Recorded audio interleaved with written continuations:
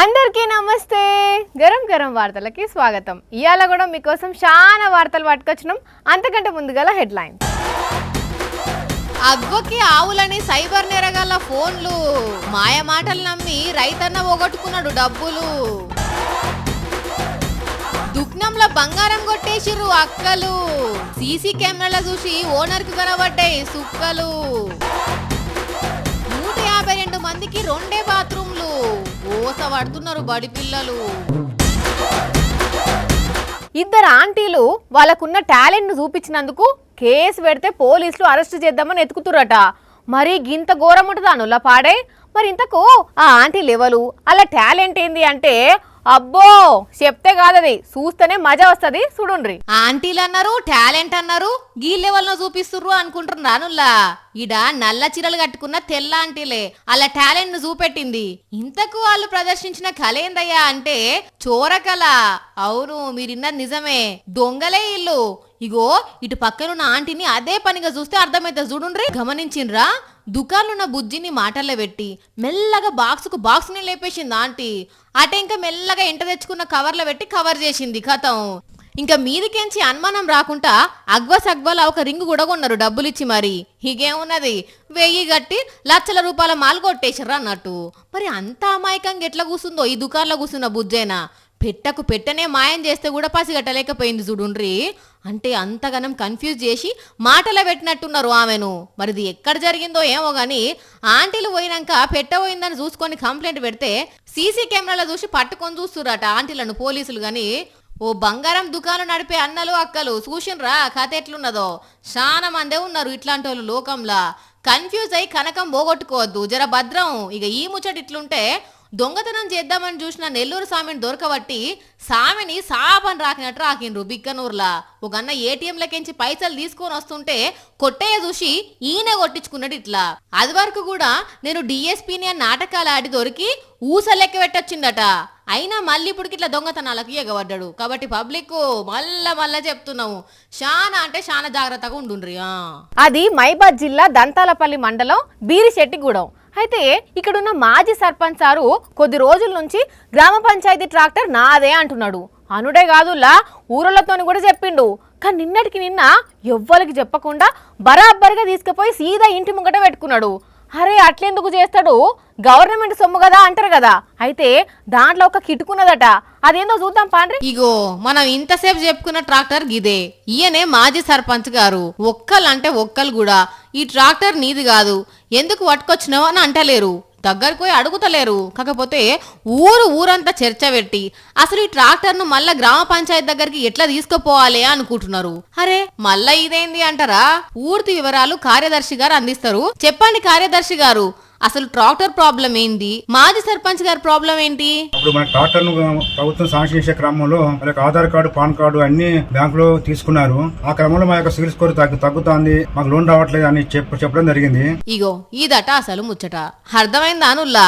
కార్యదర్శి గారు ఏం చెప్పిండో.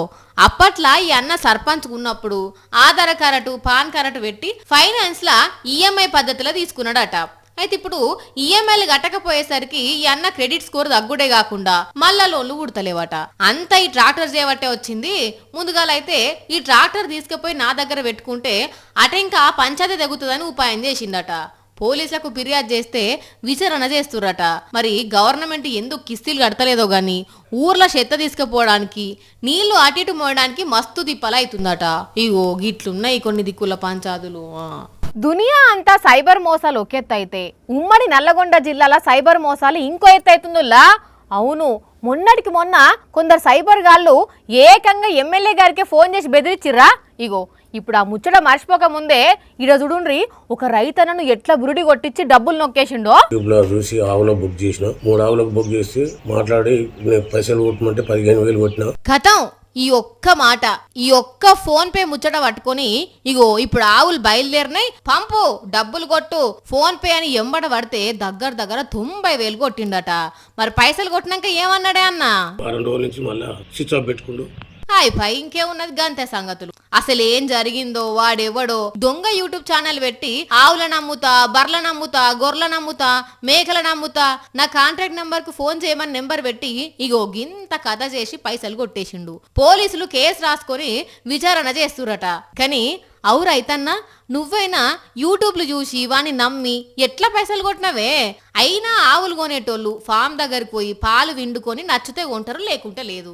మరి గట్లెట్లా ఆన్లైన్లో నమ్మి వాని బుట్టల ఎట్లా పడ్డావో నీకే తెలవాలి. గాని పైసలు పోయి ఇప్పుడు ఆగమాగం అవుతున్నాడు.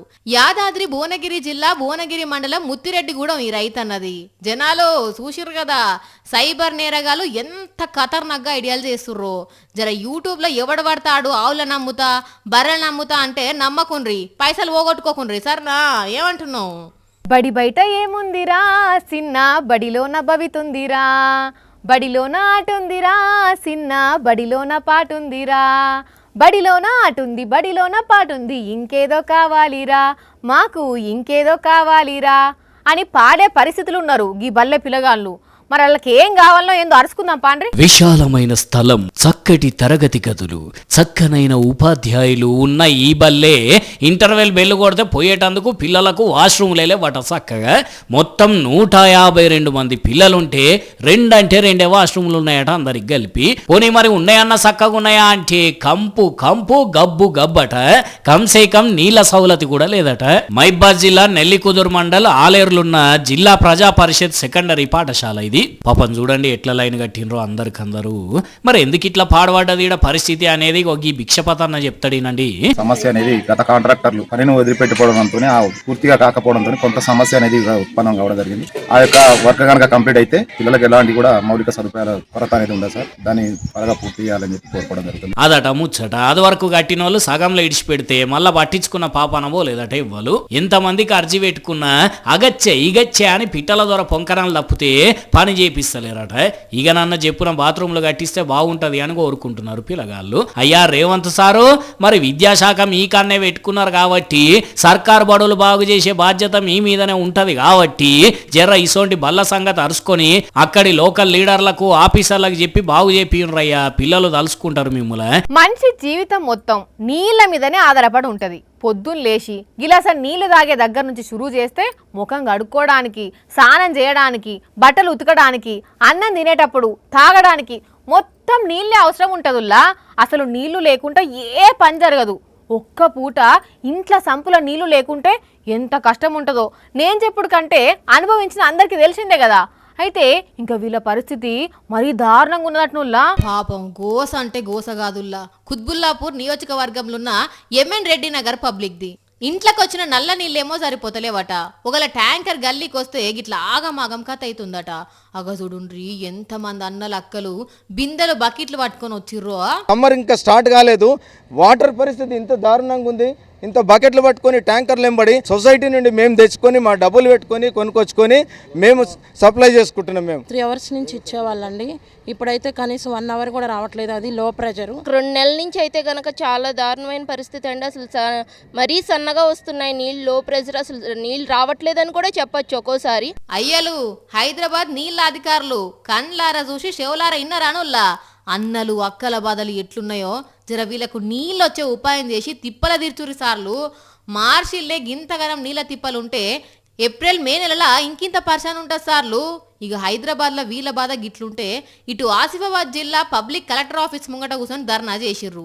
బిందె నీళ్లు దొరకాలంటే గగనం అయిపోతున్నది.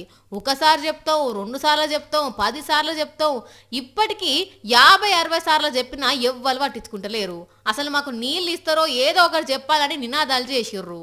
పోతా ఉన్నది నీళ్ళకి దూరం వెళ్ళే బోర్డింగ్ ఉన్నది కానీ అది వస్తలేదు. ఇటువంటి 5 పోతేమో బిందె నీళ్ళు తెస్తారు. నా అసంతలికి పోతే ఎవరైనా కొట్టి ఇస్తే గింత తెస్తారు. పాపం ముసలమ్మ బాధ కాదు పోండ్రి. ఓ తెలంగాణ మంత్రులు పెద్ద ఆఫీసర్లు చూసిండ్రా, ఎండాకాలం నీళ్ళ తిప్పలు ఉంటే ఏ పనులు ముంగట పడే. జర వీళ్ళ తిప్పలు తీసుడు సార్లు, మీకు పుణ్యం ఉంటుందా? చూసిరు కదా, ఇవే ఇవాల్టి గరం గరం వార్తలు. మళ్ళీ వచ్చే ఎపిసోడ్లో ఇంకిన్ని గరం గరం వార్తలతో కలుద్దాం. మన టైం అయితే గుర్తుకున్నది కదా, రాత్రి 8:30కు, మళ్ళీ పొద్దుగాల 8:30కు. మర్చిపోకుండా చూడుండ్రి. టాటా.